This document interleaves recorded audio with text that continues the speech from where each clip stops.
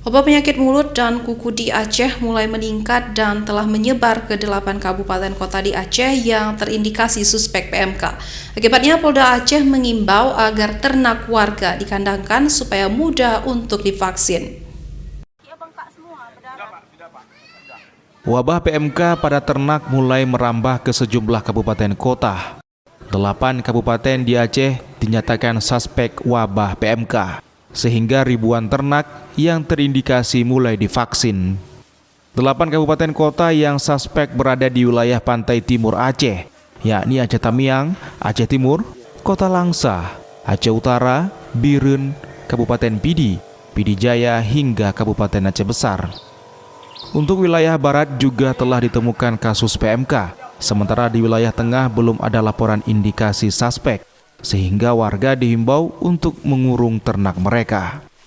Kombes Pol Winardi mengatakan dari 8 kabupaten kota yang suspek tersebut, ada sebanyak 452.000 ternak yang didatakan. Ada sebanyak 5.169 ekor ternak sapi terindikasi suspek wabah PMK.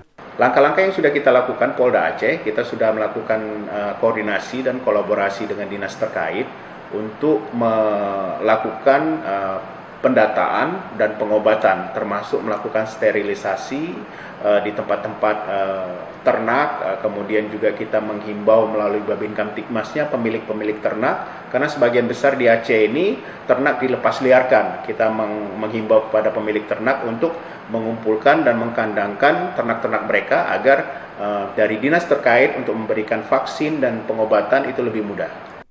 Hingga saat ini pihak terkait terus berupaya melakukan sosialisasi serta menyemprotkan kandang hingga vaksin terhadap ternak di wilayah Aceh. Dari Kota Banda Aceh, Topan Mustafa, iNews melaporkan.